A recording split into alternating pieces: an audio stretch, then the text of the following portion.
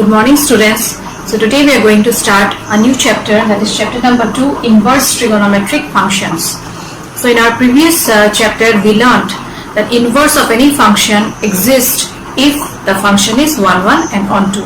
We have also got few functions which is either not 1, 1 or not onto or both, right?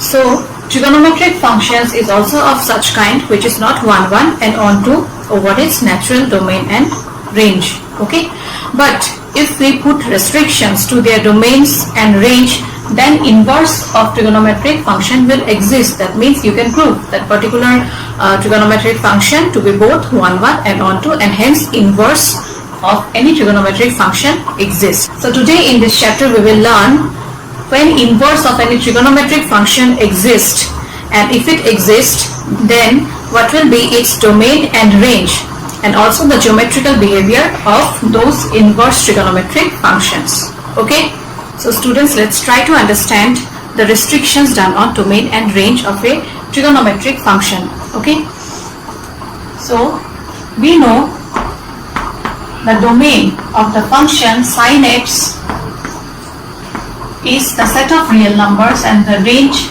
lies between -1 to 1, close interval -1 to 1. Okay, and any function defined between this will not be 1, 1 and onto. Hence, restrictions are done on the domain,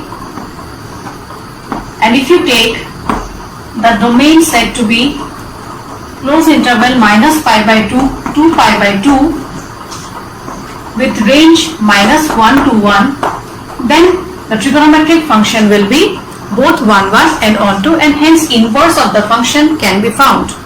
Okay.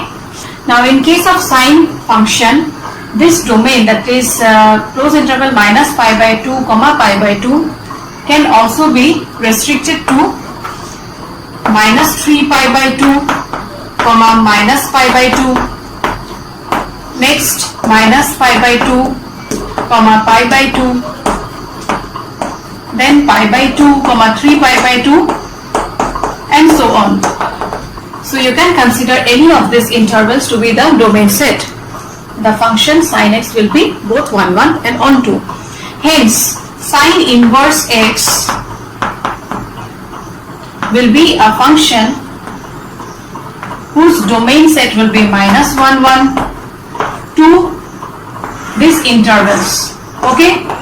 But here you see you are getting a branch of functions which consist of sin inverse x. So all the three you cannot consider here.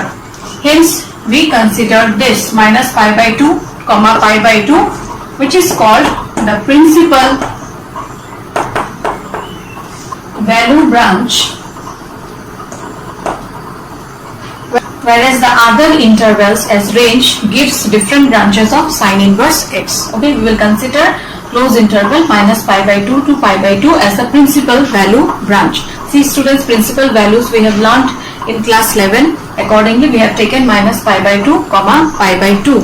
So students, you see some restrictions are done on the domain set, and after that only the function will become 1, 1 and onto, and hence inverse can be found. Okay, so such type of restrictions will be done in other trigonometric functions also. So next we are going to discuss the chart where the restrictions of the domain and ranges of all the trigonometric functions are given. Okay, so this is the chart consisting of the restrictions on domain and range, and this is how you can find the principal values of any inverse trigonometric function. Okay, so the first one is y equals to sin inverse x, its domain is close interval -1, 1 and range is -π/2, π/2. We have discussed this just now. You see, sin inverse of x equals to 1. If I take sin inverse of 1 will be equals to how much? Sin inverse of sin of how much is equals to 1? Sin 90 degree. And hence you'll get the value to be equals to π/2. If you take -1, you'll get minus of π/2. Okay. Similarly, y equals to cos inverse x. For this also domain will be -2, close interval -1 to 1, and range will be 0 to π. For example, suppose x is equals to 1. So cos inverse of 1 will be equals to cos inverse of how much is equals to 1? Cos of 0 degree, right? And hence it will be equals to 0. So range will lie between 0 to π. And similarly the rest also follows for y equals to cosec inverse x. So domain will be all real numbers except minus 1 and 1. This is open interval minus 1 and 1. Okay. So minus 1 and 1 you will not consider, but all those real numbers lying between minus 1 and 1 can be considered. Okay. Next, accordingly, its range will be minus pi by 2, comma pi by 2, close interval, minus 0. 0 is excluded, okay, because cosec 0 is equals to not defined, and hence you will not consider 0 here. Next, y equals to sec inverse of x. For this domain will be equals to what? All real numbers other than minus 1 and 1. This is here again, it's open interval minus 1 and 1. Okay, so minus 1 and 1 you will not consider, but all those numbers lying between minus 1 and 1 can be considered. Okay, and here the range will be from 0 pi, but pi by 2 will be not included. Okay, here again pi by 2 is excluded because sec 90 degrees equals to how much? That is again not defined.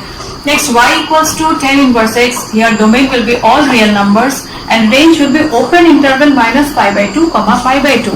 So open interval means minus pi by 2 and pi by 2 both will not be considered, because you see tan pi by 2 is not defined, and hence you cannot take close interval pi by 2, right? The last one is y equals to cot inverse x. Here again domain is equals to the set of all real numbers and range is equals to open interval 0 to pi. So 0 and pi will not be included, but all those numbers lying between 0 and pi will be included, because cot 0 is again not defined, right? So with the help of this chart you can find the principal values of any inverse trigonometric functions. In the exercise you will get few questions where you will be given to find the principal values. Okay, you can take the help of this chart while finding those.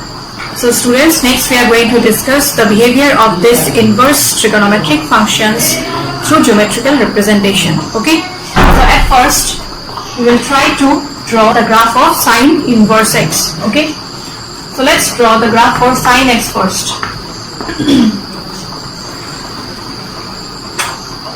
So this is the coordinate axis, x o x dash, y o y dash. This is 0. Next will be pi by 2. Next pi. Next 3 pi by 2. Next will be twice pi, and so on.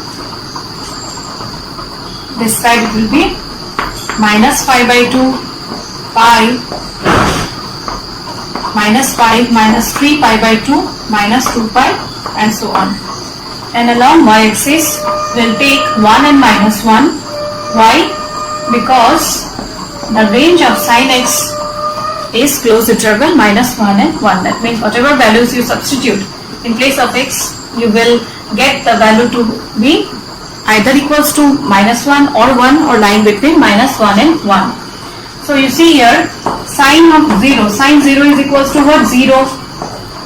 Sine pi by 2 is equals to how much? 1. Next, sine pi is equals to sine how much? 180 degree. 180 degree can be written as sine 2 into 90 degree plus 0. Yes, you can write that. But sine 0 is equals to 0, na? So you don't have to check in which quadrant it lies, as the answer will be equals to 0. Next, find sine 3 pi by 2. Sine 3 pi by 2 will be equals to sine of how much? Pi by 2. So 2 into how much is nearest to 3? 2 into 1. So pi plus pi by 2 will be equals to what? 3 pi by 2. Now pi plus pi by 2. Pi plus pi by 2 will lie in which quadrant? Third quadrant, and in third quadrant sign is negative. Hence this will be equals to minus sine pi by 2, which is equals to minus 1. Similarly you can find the rest. So let's plot it in the graph now. So sine 0 is equals to 0. Sine pi by 2 is equals to 1. Sine pi again 0. Sine 3 pi by 2 is equals to minus 1. Okay, next sine twice pi will be equals to 0 again, and similarly you can find the rest also. Now let's join and observe the curve. So you see, you will get a pattern of such kind. Okay, and similarly here also you will get the same pattern. So this is the graph of sine x. I think so it's clear, students. So now let's draw the graph of sine inverse of x. It will be same as this, only difference is it will be along y-axis, okay. So here you will consider minus 1 to 1, and this way you will take pi by 2, after that pi, next 3 pi by 2, twice pi, minus pi by 2, minus pi, minus 3 pi by 2, minus twice pi, and same way you plot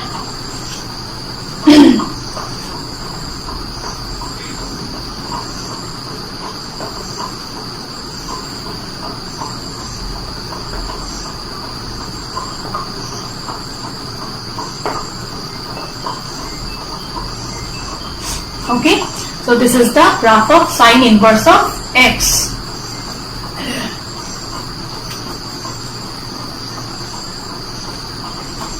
And this is the graph of sine x. So I think so it's clear, all of you. So this way we can draw the graph for other functions also. So students, same way you can draw the graph for cos inverse x, and this is the graph for tan inverse x also. These three graphs, that is sine inverse x, cos inverse x and tan inverse x is important. So these three we have discussed. And the graph for cos x and tan x can be similarly drawn by taking points. That means cos of pi by 2 you find, cos of 0, cos pi. Similarly for tan x also, tan 0, tan pi by 2 you find, and then plot it and then join the points, you will get the given curves, okay. And here you see the graph for tan x is not continuous. Why it's not continuous? Because this function is continuous at all points except x equals to twice n plus 1 pi by 2. Why? Because tan pi by 2 is equals to how much? Tan 90 degree is not defined. Hence, it will not be continuous as you got in cos and also sine. Clear? So these things only you need to know before starting the first exercise. So let's start the exercise now. So in the first question, you are given to find the principal values of the inverse trigonometric functions. Okay. So let's proceed. Number 1 is sine inverse of minus 1 by 2. So let x is equals to sine inverse minus 1 by 2, and from here sine x will be equals to minus of 1 by 2. Now we know the range of sine inverse of x is close interval minus pi by 2 to pi by 2. That means the principal value will lie in this close interval, okay. So after finding the principal value, you check whether the value lies in this interval or not, that is closed interval minus pi by 2 to pi by 2. In some questions it may not lie also there, you have to do some adjustment. We will discuss that type of question also, okay. So here sin x is equals to minus sine 30 degree, which can be written as sin x equals to sine of minus pi by 6. Why? Because sine of minus theta is equals to minus of sine theta. Hence we can write it this way. So from here x is equals to how much? Minus pi by 6. Now minus pi by 6, that is minus 30 degree, will it lie between this closed interval? Yes. And hence the principal value, that is sine inverse of minus 1 by 2 is equals to how much? Minus pi by 6. So I think so you have got a little bit idea how to find principal value of any inverse trigonometric functions. We will do few questions of such kind. So next is cos inverse root over 3 by 2. So here again let x is equals to cos inverse of root over 3 by 2. So cos x is equals to root over 3 by 2, and which is equals to how much? Cos of how much is root over 3 by 2? Cos of 30 degree, that is pi by 6. Now the range of cos inverse of x is close interval 0 to pi. So at the end you have to check whether the principal value lies between this interval or not. So from here x is equals to pi by 6, that is equals to how much? 30 degree. And yes, it lies between 0 to pi. Hence cos inverse root over 3 by 2 is equals to pi by 6, and this is the principal value of the given inverse trigonometric function. Now the next one is tan inverse of minus root 3. So here again let x is equals to tan inverse of minus root 3. So from here tan x is equals to minus root 3, and minus root 3 means minus tan of 60 degree, that is tan minus pi by 3. So tan x is equals to tan of minus pi by 3, because tan of minus theta is equals to minus of tan theta. So the range of tan inverse x is open interval minus pi by 2 to pi by 2. And from here the value of x is equals to minus pi by 3. So will it lie within this interval? Yes, it will lie, and hence the principal value of tan inverse minus root 3 is equals to how much? Minus pi by 3. Let's do few more. Number 8 is cot inverse of root 3. So x is equals to cot inverse root 3. From here cot x is equals to root 3, that is equals to cot of 30 degree, that is pi by 6. Now range of cot inverse of x is open interval 0 to pi. So from here value of x will be equals to how much? Pi by 6, that is 30 degree, right? And hence it will lie between 0 to pi. So cot inverse, that is principal value of cot inverse root 3 is equals to how much? Pi by 6. And the last question of such kind is cos inverse of minus 1 by root 2. So let x is equals to cos inverse of minus 1 by root 2. So from here cos x is equals to minus 1 by root 2, and cos x is equals to minus cos of 1 by root 2 means pi by 4. So cos x is equals to, now it's given minus cos pi by 4, and we cannot write it as cos of minus pi by 4, right? Because cos of minus theta is equals to cos theta itself. Hence what will you write? It will depend on the range of cos inverse of x, okay? So range of cos inverse of x is open close interval 0 to pi, right? That means it will lie between 0 to pi. Hence cos x is equals to cos of, can I write it as pi minus pi by 4? Since it's given that will lie between 0 to pi, it cannot exceed pi, okay? So pi minus pi by 4 means what? It will lie in the second quadrant. Hence its value will be cos 3 pi by 4, and accordingly x is equals to 3 pi by 4. So the principal value of cos inverse minus 1 by root 2 is equals to 3 pi by 4. So I think so it's clear, students, how to find principal value of any inverse trigonometric functions. Two more questions we will do based on finding principal values. Okay.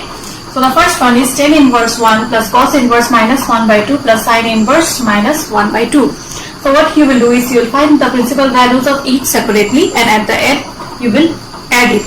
Okay. So tan inverse 1. Let x equals to tan inverse 1. So from here tan x is equals to 1, which is equals to tan pi by 4. So we know the range of tan inverse of x is open interval minus pi by 2 comma pi by 2, and hence 45 degree will lie between this. So x is equals to pi by 4. So this value will be equals to pi by 4. Next, let x is let y. Let me take this as y now. Let y equals to cos inverse of minus 1 by 2. So here again cos y will be equals to minus 1 by 2. So cos y is equals to minus cos pi by 3, cos 60 degree. And here again you see this cannot be written as cos of minus pi by 3, because cos of minus theta is not equals to minus cos theta. So let's check the range of cos inverse of x lies where. Okay. So range of cos inverse of x is 0 to pi. That means it will lie between this 0 to pi. So minus cos pi by 3 will be equals to cos pi minus pi by 3, and hence it will be equals to cos of twice pi by 3. So cos y is equals to twice pi by 3, and the value of y will be equals to how much? Twice pi by 3 now. Similarly, you find the next one, let z is equals to sine inverse of minus 1 by 2. So from here, sine of z is equals to minus half, that is equals to minus sine 30 degree, that is pi by 6. Now the range of sine inverse of x lies between closed interval minus pi by 2 to pi by 2, and hence sine z is equals to sine of minus pi by 6 you can write, because sine of minus theta is equals to minus sine theta. Hence from here z is equals to minus pi by 6, and yes, minus pi by 6, that is minus 30 degree, lies within this interval. So at the end you will add all the values of x, y and z, you will get the answer. So this is equals to pi by 4, next is twice pi by 3, and the last one is minus pi by 6. So let's add it up now.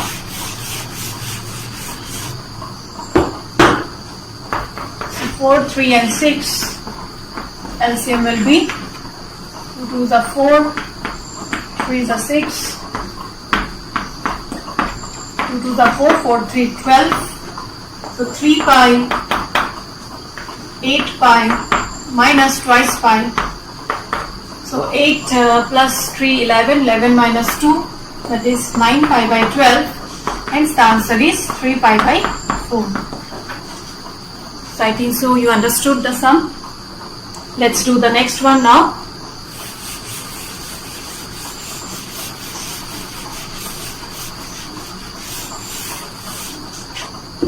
Cos inverse of half plus 2 sine inverse of 1 by 2. So here again, let x is equals to cos inverse of 1 by 2, and y is equals to sine inverse of 1 by 2. So cos x is equals to 1 by 2, that is equals to cos of 60 degree, and hence x is equals to pi by 3. But the range of cos inverse of x is equals to 0 to pi, close interval 0 to pi, and this is what, 180 by 3, that is 60 degree. Yes, 60 degree will lie between this interval, close interval 0 to pi, and hence x will be equals to, that means cos inverse of half is equals to pi by 3. Next, sine y is equals to half, that is equals to sine 30 degree, that is pi by 6. Range of sine inverse of x is close interval minus pi by 2 to pi by 2, and hence from here y is equals to pi by 6, that is 30 degree, and yes, 30 degree will lie between minus 90 and 90. Now you add it up. Cos inverse 1 by 2 is pi by 3 plus 2 into sine inverse of 1 by 2, that is pi by 6. So you will get pi by 3 plus pi by 3, that is equals to twice pi by 3. So this is the answer of this question. Okay. So the next two questions, that is number 13 and 14, are also of same kind. You try those questions, and if you are unable to do, then you share with me. Okay. We will discuss in our class. With this I end today's class. Thank you students. Take care.